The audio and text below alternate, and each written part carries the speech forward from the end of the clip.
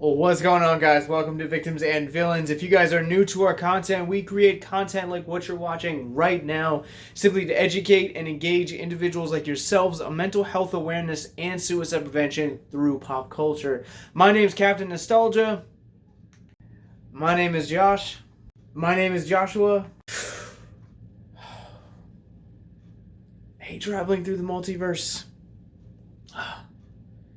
I'm a host, podcaster, and film festival director of our horror-based film festival, Horrific Hope. You guys can find links to all of this year's lineup, where to get tickets, more information about what each film is going to be, along with podcasts, more movie reviews like this, links to our social media, Patreon, and most importantly, our mental health resource library in the show notes below.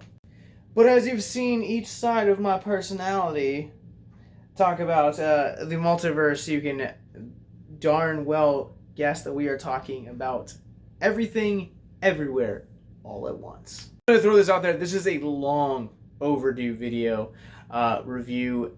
This movie has been out for quite a few weeks, and it is just now happened so that my city now happens to get it. So I am super jealous of all the people that got to see this at South by Southwest, along with everyone that got to see it in its opening weeks as it crawls to its national coverage. So everything, everywhere, all at once. It is the follow-up to the Daniels' last film, or also their debut film, Swiss Army Man. If you haven't seen it, please do yourself a favor and just rent it, check it out. It's a phenomenal film. This one tells the story of a Chinese laundromat owner played by Michelle Yeoh. And as I have established in previous videos, I am sorry ahead of time. If I mispronounce any of these names, I have gained a reputation for being terrible at pronouncing both words and names. So I'm really sorry. Basically, she gets tapped to end an interdimensional battle between an alternate version of herself and her daughter. That's all I'm gonna say. And this might be premature to say as well, but eat your heart out, Doctor Strange and the Multiverse of Madness. Eat your heart out, Flash. Crisis on Infinite Who? This movie is the real deal. Like, I don't even really know where to begin telling you just how great of a movie this really is.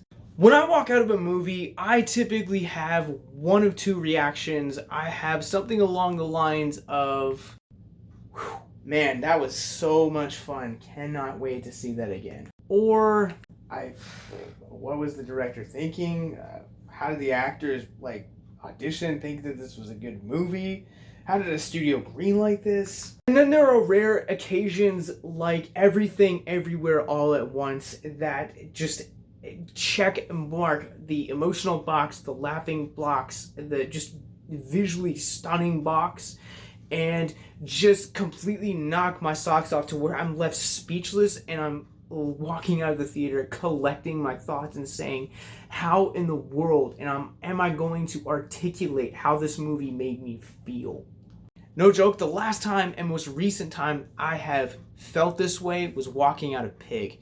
If you guys still haven't seen this movie is incredible, and last time I checked, it's still streaming on Hulu.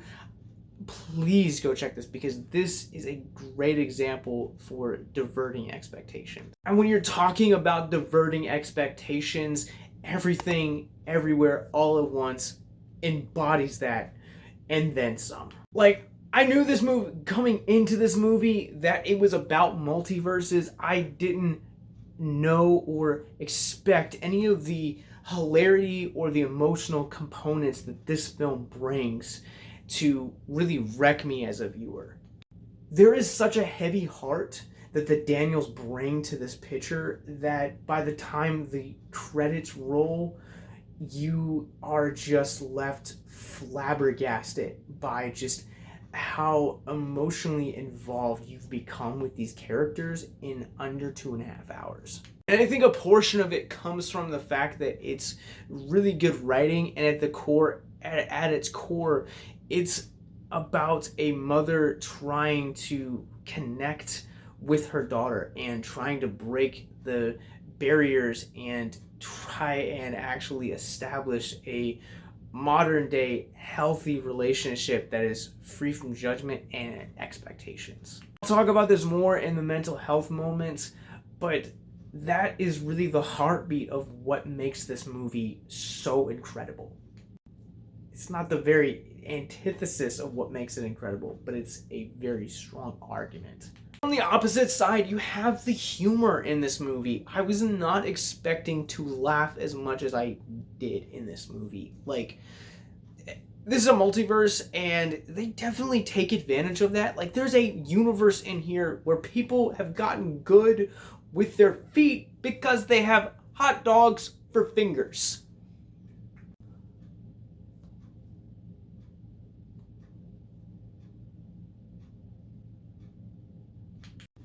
But then there are genuine moments that are birthed out of just expectations of cultural, generational storylines that are woven throughout the tapestry of this movie, but also at the same time, what makes this movie incredibly hilarious is just some of the character interactions and how the characters are ultimately reacting to the multiverse kind of folding in on itself.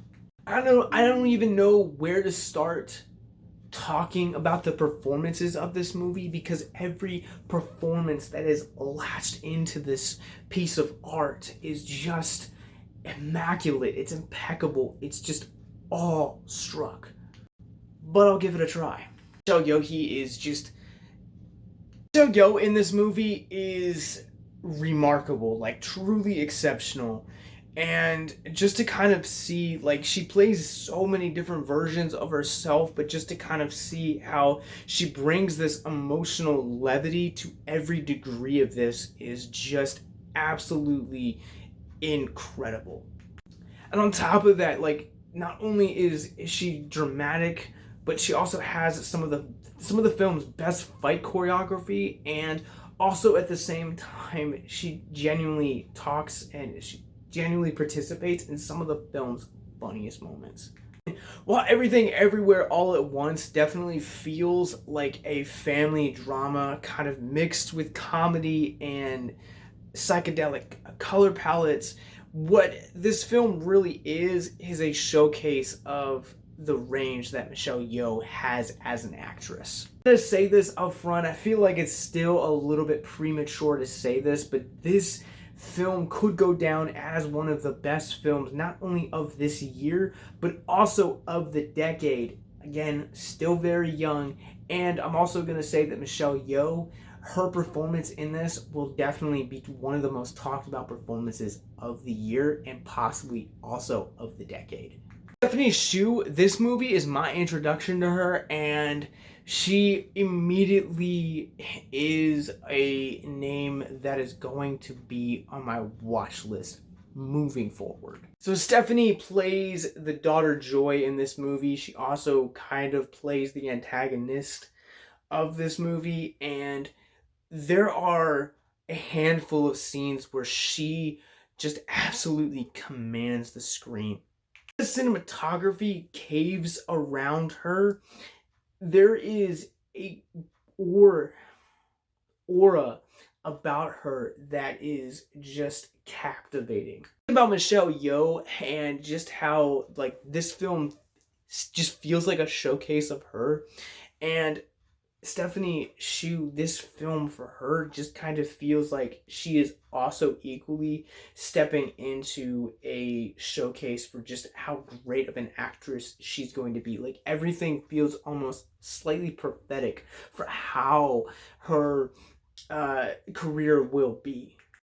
And as a young actress, she really has a ton of range. She can be really intimidating. She can be really funny, but also at the same time, she absolutely demonstrates that she has this very dramatic edge that you just kind of can't help but just be electrified when she's on screen because you're not sure which version of her you're gonna get. Huy Quan. Again, I apologize deeply if I mispronounced that in any way. Most people are probably going to recognize him as an actor from 80s classics like The Goonies and Indiana Jones. It's really nice to see him come back and take a feature film role because, well, he reminds you all over again why you fell in love with him as kids. Again, a lot of range that you're getting to see from him as an actor, but also at the same time, he is the emotional heartbeat of this film. Best way that I can describe how he is to this film is if you've seen Zack Snyder's Justice League, he is to this movie what Ray Fisher was to the Snyder Cut. Like, most of the most wholesome moments come from his character, but also at the same time, some of the funniest moments also come from his character. I will also say, some of his moments in the third act, please, please, please bring tissues to your screening because I almost got really wrecked with some of his character interactions between him and Yeoh. Like, just, yeah. Jenny Slate and Jamie Lee Curtis both have minor roles in this movie, and both, again, dynamic performances. Jenny Slate has probably one of the funniest moments in this movie. And also, this is a side of Jamie Lee we haven't seen in a really long time, so it's nice to kind of get a different side of her that isn't revolving around Evil Dies Tonight. And yeah, so this movie also visually is an attack on the senses. It's visually stimulating. It really kind of just is a bold... I don't really know how to talk about the visuals. It's very bold, and it's very bright, and it's very satisfying is what I can say. I really need to podcast about this movie because this is a movie that is going to be, I guaranteed, studied. It is going to be up there with other modern classics like Get Out, and just with how intricate it is. So let's give this Rorschach rating scale. Easily going 5 out of 5. This movie is incredible. If you've heard the hype on Twitter, Facebook, Instagram, any of your socials, Discord, Tumblr, Reddit, believe the hype. Absolutely, this movie is impeccable, and it is among the best movies to be released this year, and probably will go down in not only my top 10 list, but also multiple top 10 lists. Like, this movie wasn't even in my anticipation. I didn't know what to expect for this, and this movie completely wiped away any expectations I had. So I highly recommend going to see this, and if you haven't seen it yet, the other two movies I recommend checking out from this video are last year's Pig, and also the Daniels feature film debut, which is Swiss Army Man.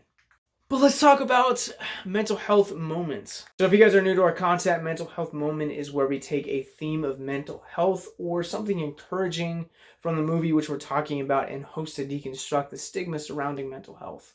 This movie is absolutely riddled with mental health themes, and it was really hard to pick something out that really stuck out to me without spoiling the film too. There's a scene in the third act where Jamie Lee and Michelle Yeoh are having a conversation, and Michelle Yeoh turns to Jamie Lee Curtis and actually says, "You are not unlovable." And that struck me extraordinarily profoundly. I'm wondering how many of us watching this video right now think that a part of your depression comes from the fact that you believe that you are just unlovable. No matter what you do, you are never good enough, you'll never be enough, and you'll never get the approval of people who you really want to truly love you.